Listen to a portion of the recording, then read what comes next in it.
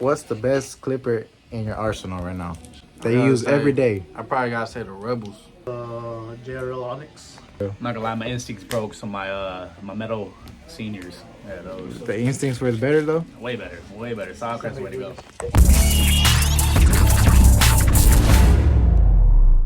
Yo, what up guys? Welcome back to another tutorial. Here I'll be demonstrating how I performed this mid fade, only using 2 guards to blend and 1 guard to debulk. This is how my client walked in, so let's jump straight into it. I'm gonna start off by sectioning off the top just so we won't get any of that top length cut off by accident. The first step I'm gonna be taking is putting in my bald line. This is going to be our starting point to begin our blend, and we will be basing off all our guidelines from this single line. So I make sure to make this as neat and as straight as possible.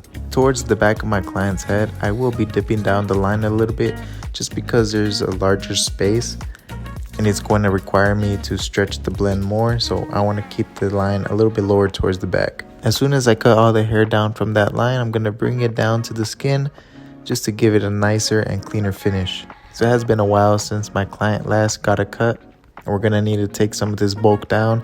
I am using a number 3 guard with the lever all the way open. This is going to help us blend everything in much easier.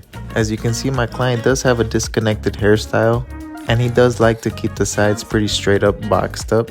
So I'm not going to dig in with the shape of his head, rather just kind of go straight up with it. The first guard we're going to be using to start blending is the 1.5 guard, and I am going with the lever all the way closed.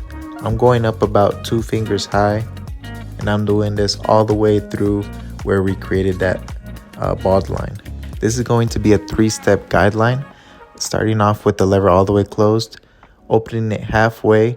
I'll be going up about 1/4 inch, and finally I'll open the lever all the way and go up another 1/4 inch. Try to memorize this technique because it's going to be the same technique we're going to be following throughout the entire procedure. So now I'm going to open the lever all the way and flick out into that number 3 guard that we did earlier. This is going to connect if you are flicking out. You don't want to dig in because that's going to mess with the shape and create another guideline that we don't want.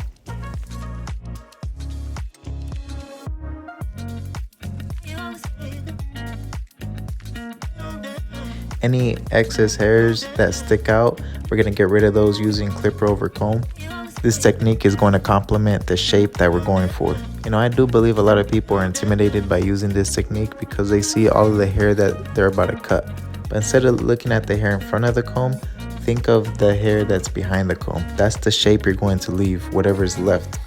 Now after following those steps all the way through around the head, I'm going in with no guards and the lever all the way open. I'm going up about a finger's width, and I go over it about 2 or 3 times just to ensure that everything's being cut consistently.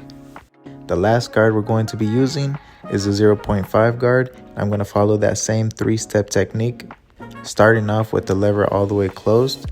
I'm going up about 1/4 inch, and then I'll open the lever halfway, go up another 1/4 inch, and finally open it all the way and flick out. Just how we flicked out the 1.5 guard into the 3, we're going to be doing the same thing with this guard and flicking into the 1.5 guard. Everything should connect flawlessly if you are flicking out properly. And if you do notice some darker areas that you may have missed, just restart the technique and start from the lever closed and work your way up. That way you won't get lost and have to guess what you're doing. Something to keep in mind is that the higher you're going, the more you're flicking out and the less pressure you're applying. Really quick guys, not sure if you noticed, but I do only use Gamma and Stylecraft tools. I think they're the best in the game right now. And if you need any, please be sure to use my discount code CHOOCH and you can get a nice little discount store-wide. Now to remove that last bottom line, I do believe it's the trickiest but also the most satisfying, and we're using that same 3-step technique using no guards. Doing this step, I find it easier to just use half of the blade or the corner of the blade because it allows me to target the area more accurately. And you do want to be careful just because there's less room for error and you don't want to create another line. But as you can see, this entire blend is now connected only using those 2 guards. And if you do by chance create another line trying to take out this bottom one, then just put in the 0.5 guard with the lever closed and flick it out. You should be able to take care of that. Using the corner of my trimmer, I'm just gonna tap the areas that I see are a little bit darker with very light pressure. You don't wanna be too heavy-handed with that. Moving over to the beard now, I'm just lining up the outer part of it.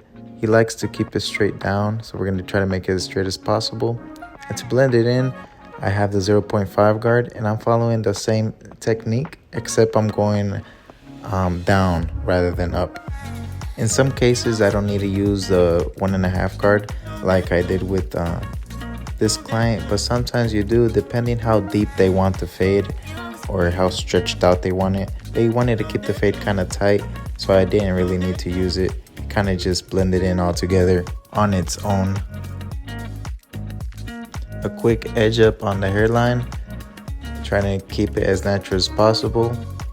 I'm sorry I didn't get a front view. I was kind of in my zone, guys, so I do apologize for that. But you'll see shortly I'll be getting the other side as well.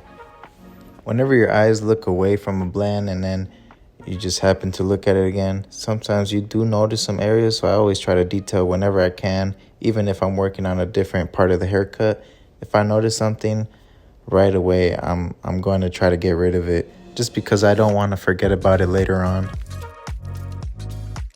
We're going to get into some razor work here now. Usually I always lay my client back just so I can be comfortable and my client can be comfortable. It also allows you to get a better view of the area.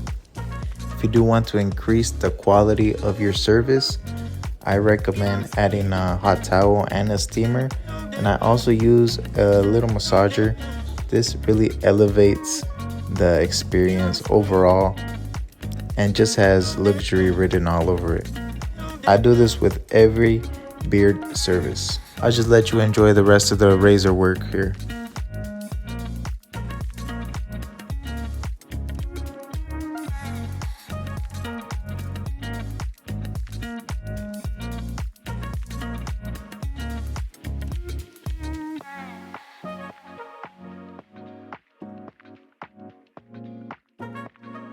To finish this haircut off, I am using a Chooch hair clay. You can find it directly on my website at choochcuts.com. You only need a little bit amount, and I am rubbing it evenly throughout his hair.